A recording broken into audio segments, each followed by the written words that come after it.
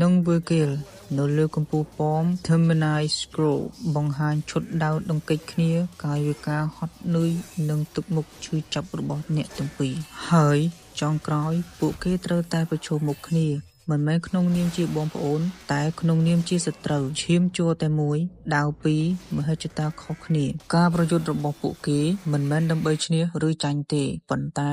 វាជាការតស៊ូរបស់ព្រលឹងពីរដែលមិនអាចរកចំណុចរួមឃើញ Oh, it's you. It's been a long time. I don't want another boring party. Get off my back. But you promised me a party, and that's what I want.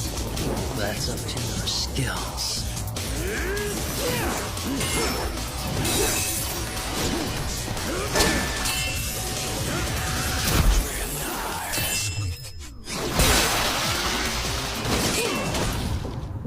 This cold boy, he's not here. And I'ma fuck with this new girl. And I'ma call if it don't work. So we till it comes to conclusions. All the things that we thought we were losing. I'm a ghost and you know this. That's why we Dante សម្លឹងមើលរូបថតគ្រួសារដែលឆេះលាយឡំជាមួយរូបភាពភ្នក់ភ្លើងនិងស្រមោលបិសាចវាប្រហារផ្ទះហើយរូបថតបានបង្ហាញមុខដាតេកាលនៅក្មេងដែលមានការឈឺចាប់កាលពីក្មេងពួកគេមានតែគ្នា2នាក់ប៉ុណ្ណោះដាតេនិង Virgil ដាតេនិង Virgil កូនកាត់មនុស្សនិងបិសាចដ៏មានអំណាចប៉ុន្តែយប់ដ៏ខ្មៅងឹតមួយបានឆក់យកអ្វីគ្រប់យ៉ាងផ្ទះរបស់ពួកគេម្ដាយរបស់ពួកគេនិងភាពរីករាយរបស់ពួកគេអស់គ្មានសល់អ្វីឡើយសកម្មភាពដាតេ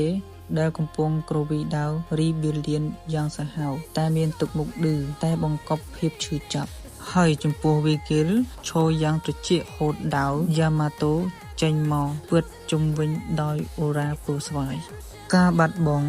បានធ្វើឲ្យពួកគេរស់នៅក្នុងផ្លូវពីរផ្សេងគ្នាដាតេជ្រើសរើសផ្លូវការពារមនុស្សជាតិគាត់ដាក់បណ្ដាសាឈាមបិសាចក្នុងខ្លួនហើយប្រើវាកម្ចាត់បិសាចដើម្បីសងសឹកឲ្យម្ដាយចំណែក Virgil គាត់ជឿថាភាពទន់ខ្សោយរបស់មនុស្សគឺជាមូលហេតុដែលធ្វើឲ្យគាត់បាត់បង់អ្វីគ្រប់យ៉ាងគាត់មិនចង់ឲ្យវាកើតឡើងម្ដងទៀតទេគាត់ត្រូវការអំណាចបន្ថែមទៀតដាតេនិង Virgilនៅលើកំពូលប៉ម Termini Scroll បង្ហាញឈុតដោតដង្កេចគ្នាកាយវិការហត់នឿយនិងទឹកមុខឈឺចាប់របស់អ្នកទាំងពីរហើយចុងក្រោយពួកគេត្រូវតែប្រឈមមុខគ្នាមិនមែនក្នុងនាមជាបងប្អូនតែក្នុងនាមជាសត្រូវឈាមជួរតែមួយដាវពីរមហិច្ឆតាខុសគ្នាការប្រយុទ្ធរបស់ពួកគេមិនមែនដើម្បីឈ្នះឬចាញ់ទេប៉ុន្តែវាជាការតស៊ូរបស់ព្រលឹងពីរដែលមិនអាចរកចំណុចរួមឃើញដាតេនិង Virgil ឈរទល់ខ្នងគ្នាពេលពួកគេចូលទៅក្នុងពិភពបិសាចជាមួយគ្នាសម្លឹងមើលទៅពិភពបិសាចដ៏ធំធេងវាសនាបានបំបែកពួកគេចេញពីគ្នាប៉ុន្តែវាសនាដដែលក៏បាននាំពួកគេមកជួបគ្នាវិញ Devil May Cry រឿងរ៉ាវដ៏ជក់ចិត្តមិនមែនគ្រាន់តែជាហ្គេមវាសាហាវតែវាគឺជារឿងរ៉ាវនៃព្រលឹងដែលឈឺចាប់និងសេចក្តីស្រឡាញ់របស់បងប្អូនចុះអ្នកទាំងអស់គ្នាវិញចូលចិត្តតួអង្គមួយណាជាងគេដាតេឬ Virgil ហើយហេតុអ្វីខមមិនប្រាប់ផងណា